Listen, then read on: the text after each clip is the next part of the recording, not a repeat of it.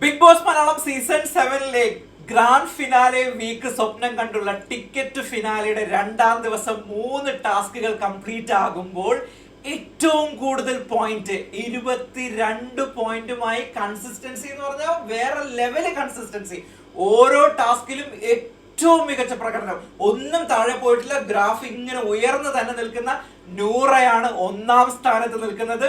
തൊട്ടു പുറകിൽ ഒരു കാരണവശാലും വിട്ടുകൊടുക്കാൻ ഒരു മനസ്സുമില്ലാത്ത സ്പോർട്സ്മാൻ സ്പിരിറ്റോട് കൂടി തന്നെ കളിക്കുന്ന ആര്യനാണ് 20 പോയിന്റോടുകൂടി രണ്ടാം സ്ഥാനത്ത്. അതോടൊപ്പം തന്നെ നമ്മളെ എല്ലാം വണ്ടർ അടിപ്പിച്ചുകൊണ്ട് ഒട്ടും പ്രതീക്ഷിക്കാത്ത ഒരു മനുഷ്യൻ മൂന്നാം സ്ഥാനത്ത് 18 പോയിന്റോട് കൂടി എത്തിക്കുന്നു. അത് നമ്മുടെ നെവിനാണ് എത്തിയിരിക്കുന്നത്. ഒരുപക്ഷെ നമ്മൾ ഒട്ടും എക്സ്പെക്ട് ചെയ്തിട്ടുണ്ടായിരുന്നില്ല നെവിൻ ഇത്രയും കളിച്ച് കയറി വരുമെന്നുള്ളത്. യെസ്, നെവിനാണ് മൂന്നാം സ്ഥാനത്ത്. അതായത് ഇവര് തമ്മിലുള്ള അങ്ങോട്ടും ഇങ്ങോട്ടുള്ള വ്യത്യാസം, ഇപ്പൊ നെവിനും ആര്യനും തമ്മിലുള്ള വ്യത്യാസം വെറും 2 പോയിന്റ്, ആര്യനും നൂറയും തമ്മിലുള്ള വ്യത്യാസം വെറും 2 പോയിന്റ്. മൂന്നാം സ്ഥാനത്തേക്ക് നെവിനും നൂറയും തമ്മിലുള്ള വ്യത്യാസം വെറും 4 പോയിന്റ്. ഇമാജിൻ, എപ്പം എന്ത് വേണമെങ്കിലും ഒരു ടാസ്ക് മതി എല്ലാ കാര്യങ്ങളും മാറി മറയണം എന്നുള്ള രീതിയിലാണ്. അതായത് ഇത്രയും കാലം നടന്ന സീസണിൽ ഒന്നും കാണാത്ത ഒരു സ്പിരിറ്റ്, അമേസിങ് സ്പിരിറ്റ് ആണ് എല്ലാവരും കാഴ്ചവെക്കുന്നത്. എസ്പെഷ്യലി നൂറയെ പറ്റി എടുത്തു പറയാതിരിക്കാൻ നിവൃത്തിയില്ല. കാരണം ആദ്യത്തെ ടാസ്കിൽ നൂറ മൂന്നാം സ്ഥാനം കിട്ടിയിരുന്നു. രണ്ടാമത്തെ ടാസ്ക് കഴിയുമ്പോഴത്തേക്ക്, അതായത് നമ്മുടെ കറക്കുന്തളിക ടാസ്ക് കഴിയുമ്പോഴത്തേക്ക് നൂറയ്ക്ക് കിട്ടുന്നത് 1ാം സ്ഥാനമാണ്. അത് കഴിഞ്ഞിട്ട് തുലാഭാരം ടാസ്ക് കഴിയുമ്പോഴത്തേക്ക് നൂറയ്ക്ക് കിട്ടുന്നത് 4ാം സ്ഥാനമാണ്. അതായത് ആദ്യത്തെ ടാസ്കിൽ ഏകദേശം 7 പോയിന്റ് കിട്ടുന്നു. രണ്ടാമത്തെ ടാസ്കിൽ ഏകദേശം നൂറയ്ക്ക് കിട്ടുന്ന പോയിന്റ് എവിടെയാണ് 9 പോയിന്റ് കിട്ടുന്നു. മൂന്നാമത്തെ ടാസ്ക് വരുമ്പോഴത്തേക്ക് നൂറയ്ക്ക് 6 പോയിന്റ് കിട്ടുന്നു. അങ്ങനെ ടോട്ടൽ 22 പോയിന്റ്, 9, 7, 6, അങ്ങനെ ടോട്ടൽ 22 പോയിന്റ് ആണ് നൂറയ്ക്ക് നിലവിൽ കിട്ടിയേക്കുന്ന പോയിന്റ്സ്.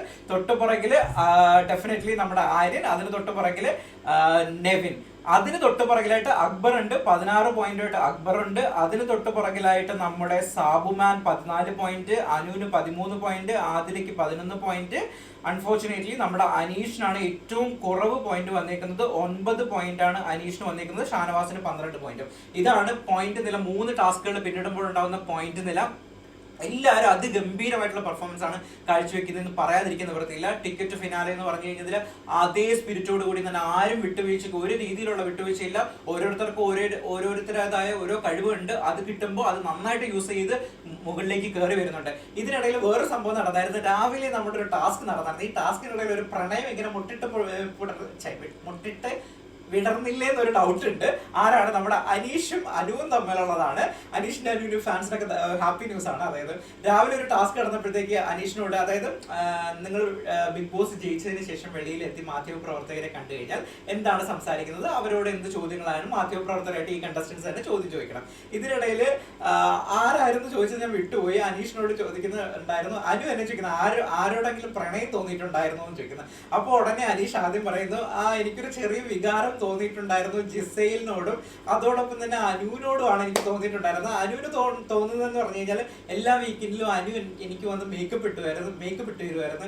ഈ മേക്കപ്പ് ഇട്ട് തരുമ്പോഴത്തേക്ക് ഒരു പ്രത്യേക ഒരു അറ്റാച്ച്മെന്റും ഒരു ഫീലിംഗ് ഒക്കെ എനിക്ക് അനുവിനോട് ഉണ്ടായിരുന്നു. അനു ഓടുന്നത് നല്ല രീതിയിൽ നാണം വരുത്തി കാണിക്കുകയൊക്കെ ചെയ്യുന്നുണ്ടായിരുന്നു.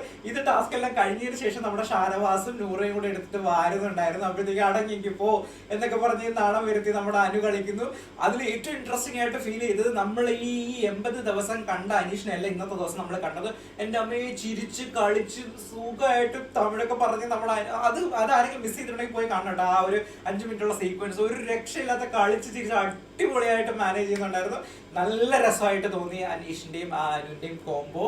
സോ ടിക്കറ്റ് ഫിനാലയുടെ ഇത്രയും ചൂടായിട്ട്, അത്രയും ഹീറ്റായിട്ട് നിൽക്കുമ്പോഴത്തേക്ക് ഇത്തരത്തിലുള്ള എലമെന്റ് ഷോയിൽ വരുന്നത് വളരെ നന്നായിരിക്കും. കാരണം നമുക്ക് ചിരിക്കാനും കൂടി ഇരുന്നുണ്ടല്ലോ, അല്ലെങ്കിൽ നമ്മൾ ടെൻഷൻ അടിച്ച് പണ്ടാറടങ്ങി പോകും.